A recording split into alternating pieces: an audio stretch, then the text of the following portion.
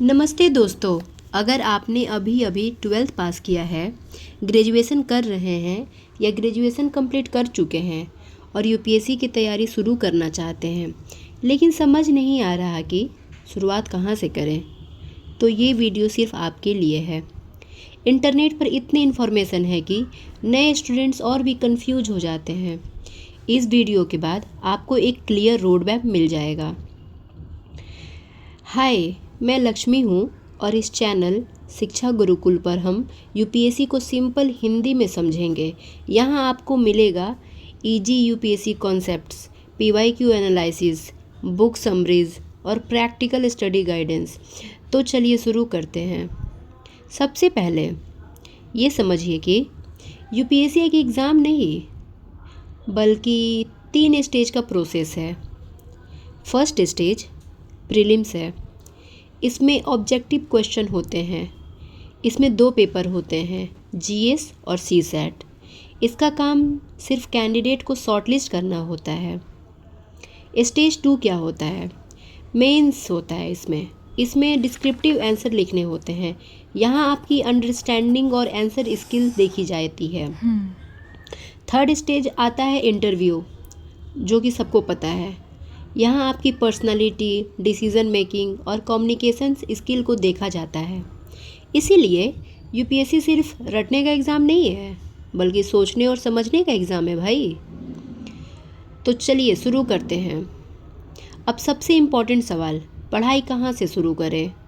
मेरी एडवाइस है, सबसे फर्स्ट स्टेप क्या है? सिलेबस डाउनलोड कीजिए और एक बार ध्यान से पढ़िए। हो सके तो एक यूपीएससी जर्नी की डायरी में लिख लीजिए अपने हाथों से, और उस डायरी में अपनी जर्नी के केवल इम्पॉर्टेंट पॉइंट को मेंशन कीजिए, ताकि आपको वो डायरी टाइम टू टाइम याद दिलाती रहेगी कि आपकी जर्नी कहाँ तक कंप्लीट हुई है। दूसरा स्टेप, मैं आपको एक ऐसी एडवाइस देना चाहती हूँ जो शायद बहुत कम लोग देते हैं। सबसे पहले आप अपने स्टडी टेबल के सामने इंडिया और वर्ल्ड के पॉलिटिकल मैप और फिज़िकल मैप ज़रूर लगा लीजिए, जो कि पास के किसी भी स्टेशनरी पे मिल जाएगी, पेपर वाली बड़ी वाली मैप। आप सोचेंगे कि इसकी क्या ज़रूरत है? दरअसल यूपीएससी के लगभग हर सब्जेक्ट का कहीं ना कहीं मैप से कनेक्शन होता है। जियोग्राफी में रिवर्स, माउंटेन्स, प्लेट्यूज और क्लाइमेट को समझने के लिए मैप ज़रूरी है।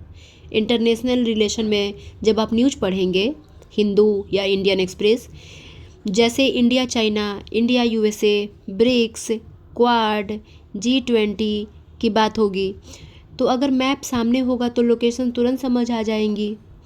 हिस्ट्री में भी मैप का रोल होता है, जैसे trade routes, European power Vasco da Gama कैसे आया इंडिया, पुर्तगाल कहाँ है, फ्रीडम मूवमेंट के इम्पोर्टेंट प्लेसेज और वर्ल्ड हिस्ट्री के मेजर इवेंट्स मैप से ही अच्छे से समझ आते हैं।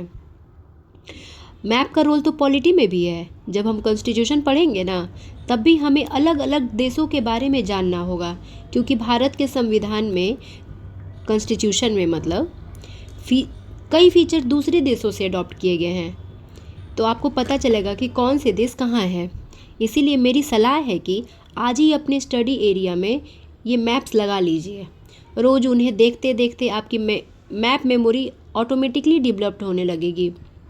ये छोटी सी हैबिट आगे चलकर प्रीलिम्स और मेंस दोनों में बहुत हेल्प करेगी। स्टेप थर्ड क्या है? एनसीईआरटी की बात करेंगे हम। एनसीईआरटी पढ़ना हर किसी के लिए कंपलसरी नहीं होता। अगर आपके बेसिक वीक हैं या काफ़ी टाइम बाद पढ़ाई शुरू कर रहे हैं, तो पहले एनसीईआरटी से फाउंडेशन स्ट्रॉन्ग कर लीजिए। लेकिन अगर स्कूल लेवल का कंसेप्ट पहले से क्लियर है, तो आप डायरेक्टली स्टैंडर्ड यूपीएससी बुक्स भी पढ़ सकते हैं, जैसे लक्ष्मीकांत पॉलिटी के लिए आर एस शर्मा हो गया, बहुत सारी किताबें हैं। अब हम बिगनर्स की कॉमन मिस्टेक्स बताती हूँ मैं। बहुत सारे बिगनर्स एक गलती करते हैं, वो 10-15 बुक खरीद लेते हैं और कोई भी कंप्लीट नहीं करते हैं। तो याद रखिए, ज़्यादा बुक्स नहीं, ज़्यादा रिवीजन सक्सेस दिलाता है। एक सब्जेक्ट्स के लिए हम एक ही बुक्स ज़्यादा प्रीफर करने का सोचेंगे, वही सही रहता है। और टॉपर्स का भी सलाह यही रहता है ना।